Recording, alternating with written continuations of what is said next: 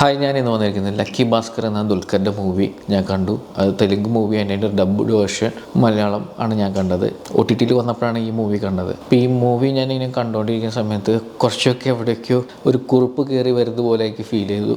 Towards the end ആ movie കണ്ടു കഴിഞ്ഞപ്പോഴും എനിക്ക് കുറിപ്പ് എന്ന മൂവി ശരിക്കും ഓർമ്മ വരുന്ന രീതിയിലാണ് ഈ മൂവി എടുത്തിരിക്കുന്നത്. പേഴ്സണലി പറയുകയാണെങ്കിൽ എനിക്ക് ലക്കി ഭാസ്കർ നന്നായിട്ട് ഇഷ്ടമായി. ഭയങ്കര എൻഗേജിങ് മൂവിയാണ്. അപ്പോൾ ഞാൻ ഈ മൂവീനെ കുറിപ്പായിട്ട് കമ്പയർ ചെയ്യാൻ പോവാണ്. ഏതാണ് എനിക്ക് കൂടുതൽ ഇഷ്ടമായതും ഏത് ഭാഗമാണ് എനിക്ക് കൂടുതൽ ഇഷ്ടമായെന്നുള്ള കാര്യമാണ് ഞാനിവിടെ കമ്പയർ ചെയ്യുന്നത്. അപ്പോൾ ലക്കി ഭാസ്കറിൻ്റെ കാര്യത്തിൽ കിടക്കുകയാണെങ്കിൽ ലക്കി ഭാസ്കർ സെല് ചെയ്തുകൊണ്ടിരുന്നത് ഒരു ഫിക്ഷണൽ ക്യാരക്ടർ എന്ന രീതിയിലാണ് അവർ സെല് ചെയ്തത്. അതായത് ഒരു ഫിക്ഷണൽ ക്യാരക്ടർ ഫിനാൻഷ്യൽ ത്രില്ലർ ജേണറിൽ വരുന്ന ഒരു മൂവി. ആ മൂവി നല്ല രസമായിട്ടാണ് ശരിക്കും ആ 1992 ആ സ്കാമിന് റിലേറ്റഡ് ആയിട്ട് അവർ കണക്ട് ചെയ്തിട്ട് ഒരു ക്യാരക്ടർ ഉണ്ടാക്കിയിട്ട്, ഭാസ്കർ എന്നൊരു ക്യാരക്ടർ ഉണ്ടാക്കിയിട്ട് ആ ക്യാരക്ടർ ഒരു സ്ക്രിപ്റ്റ് ചെയ്തിരിക്കുന്ന ഒരു മൂവിയാണ്. ശരിക്കും പറഞ്ഞാൽ നല്ല രസമുണ്ട്. ആ സ്ക്രിപ്റ്റ് ചെയ്തിരിക്കുന്നതും എൻഗേജ് ചെയ്തിട്ടുള്ള രീതിയാണ് തന്നെയാണ് ഈ മൂവി എടുത്തിരിക്കുന്നത്. അതെങ്കിൽ പ്ലസ് പോയിന്റ് കൂടുതൽ കൊടുക്കുന്നത് ഞാൻ ലക്കി ഭാസ്കറിനാണ്. കുറിപ്പിൻ്റെ കാര്യത്തിൽ വരികയാണെങ്കിൽ കുറിപ്പ് സെല് ചെയ്തത് ശരിക്കും പറഞ്ഞാൽ സുകുമാരക്കുറുപ്പിൻ്റെ കഥ എന്ന് പറഞ്ഞ രീതിയിലാണ് അവർ ആ മൂവി സെല് ചെയ്തുകൊണ്ടിരുന്നത്. ആ ബേസിൽ നമ്മൾ ഈ മൂവി കുറിപ്പ് കാണുമ്പോൾ ശരിക്കും പറഞ്ഞു കഴിഞ്ഞാൽ അതിലെ തുടക്കത്തെ ആ ക്രൈമും കാര്യങ്ങളൊക്കെ നല്ല രീതിയിൽ എടുത്തിട്ടുണ്ട്. ടുവേഴ്സ് ദി എൻഡ് എനിക്ക് ഒട്ടും സാറ്റിസ്ഫാക്ഷൻ തന്നില്ല അതിൻ്റെ കഥ എഴുതിയിരിക്കുന്ന രീതി. കാര്യം എന്ന് പറഞ്ഞാൽ അതൊരു ഗ്ലോറിഫൈ ചെയ്യുന്ന രീതിയിലായിരുന്നു ആ മൂവി എടുത്തിരുന്നത്. അതുകൊണ്ടാണ് എനിക്ക് കുറിപ്പിൻ്റെ കഥ ആസ് സച്ച് എനിക്ക് ഒട്ടും സാറ്റിസ്ഫൈഡ് ആയിരുന്നില്ല. മേക്കിംഗ് രീതിയിൽ കിടക്കുകയാണെങ്കിൽ എനിക്ക് ലക്കി ഭാസ്കറിനേക്കാളും നല്ല രസമായിട്ട് മേക്ക് ചെയ്തേക്കുന്ന കുറിപ്പായിട്ട് എനിക്ക് തോന്നിയത്.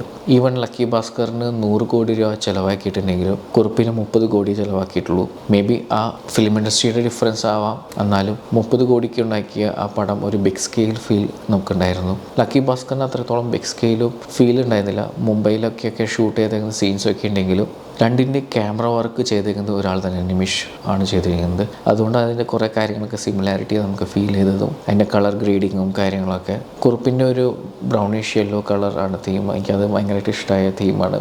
ലക്കി ഭാസ്കറിൻ്റെയും കുഴപ്പമില്ലാത്ത ഒരു ബ്ലൂയിഷ് ടിൻ്റൊക്കെ ഉള്ള വരുന്ന കളർ ഗ്രേഡിങ് ആയിരുന്നു. അതും ആ മൂവിക്ക് റെലവൻ്റ് ആയിട്ട് എനിക്ക് തോന്നി. മ്യൂസിക്കിൻ്റെ കാര്യത്തിൽ കുറിപ്പ് വീണ്ടും സ്കോർ ചെയ്യാണ്. അടിപൊളി മ്യൂസിക്കായിരുന്നു. സുഷിൻ ശ്യാമിൻ്റെ നല്ല ഓർമ്മയിൽ നിൽക്കുന്ന മ്യൂസിക്കും പാട്ട് സ്റ്റൈലൊക്കെ ആയിരുന്നു. പക്ഷേ ലക്കി ഭാസ്കറിൻ്റെ അതൊന്നും എനിക്ക് അത്രത്തോളം ഓർത്തിരിക്കുന്ന മ്യൂസിക്കും പാട്ടുകളും ഒന്നും ഉണ്ടായില്ല.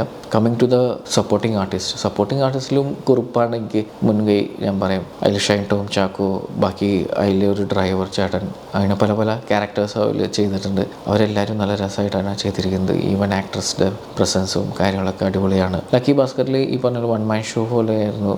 ഫുള്ളും ദുൽഖർ കുറച്ച് ഫ്രണ്ട്സൊക്കെ ഉണ്ടെങ്കിലും അവർക്കൊന്നും അത്രത്തോളം പെർഫോം ചെയ്യാനുള്ള ഷോ ചെയ്യാനുള്ള സീൻസ് ഉണ്ടായില്ല. കുറിപ്പിൽ ഇന്ദ്രജിത്ത്, അങ്ങനെ പല പലവരുടെ ക്യാരക്ടേഴ്സ് അതിൽ ഷോ ചെയ്യാനുണ്ടായിരുന്നു. പിന്നെ കുറിപ്പിൻ്റെ കാര്യത്തിൽ ഞാൻ നേരത്തെ പറഞ്ഞ പോലെ നെഗറ്റീവ് പാർട്ട് എന്ന് പറഞ്ഞു കഴിഞ്ഞാൽ ടുവേഴ്സ് ദി അതിൻ്റെ ക്ലൈമാക്സ് പോകുന്ന രീതി, അതൊക്കെയാണ് എനിക്ക് നെഗറ്റീവായിട്ട് തോന്നിയെങ്കിലും. പക്ഷേ ലക്കി ഭാസ്കറിൽ എനിക്ക് നെഗറ്റീവ് സൈഡ് എനിക്ക് തോന്നിയതെന്ന് പറഞ്ഞു കഴിഞ്ഞാൽ ചില സീൻസ് നമ്മൾ ടെൻഷൻ ബിൽഡ് ചെയ്യുന്ന സീൻസ് ഉണ്ടായിരുന്നു, കാശ് ഒളിപ്പിക്കാനും കാര്യങ്ങളൊക്കെ. പക്ഷെ അത് ഒളിപ്പിച്ച് കഴിഞ്ഞിട്ട് പിന്നീട് അത് നമ്മളങ്ങനെ ടെൻഷൻ ബിൽഡ് ചെയ്യിപ്പിച്ചിട്ട് പിന്നെ കാണിക്കുന്നുണ്ട് അതിൽ ദുൽഖർ അത് മാറ്റി വെച്ചിട്ടുണ്ടായിരുന്നു. ഭാസ്കർ എന്ന ക്യാരക്ടർ ആ കാശ് കറക്റ്റായിട്ട് പ്ലേസ് ചെയ്തിട്ടുണ്ടായിരുന്നു പിന്നീട് കാണിക്കുന്നത്. അങ്ങനെ ഒരു ഓഡിയൻസിനെ പറ്റിക്കുന്ന കുറച്ച് സീൻസ് ഉണ്ടായിരുന്നു. അതുമാത്രം എനിക്ക് അത് പറ്റിച്ചല്ലോ എന്ന രീതിയിൽ ഫീൽ ചെയ്യുന്നത്. അപ്പാർട്ട് ഫ്രം ദാറ്റ് എനിക്ക് കൂടുതലും എൻഗേജിങ്ങും കാര്യങ്ങളായിട്ട് എനിക്ക് ആസ്വദിക്കാനും പറ്റിയതും ഒരു സന്തോഷം കിട്ടിയത്, ഒരു മൂവി കണ്ടതിന് ഒരു സന്തോഷം കിട്ടിയത് എനിക്ക് ലക്കി ഭാസ്കറിനാണ് കൂടുതൽ കുറിപ്പിനേക്കാളും. കുറിപ്പിൻ്റെ കാര്യത്തിൽ പറയുകയാണെങ്കിൽ ഒരു ഫ്ലാഷ് ബാക്ക് സീൻസൊക്കെ ഉണ്ട്, അതൊക്കെ കുറച്ച് ഡ്രാഗിങ് ആയിരുന്നു.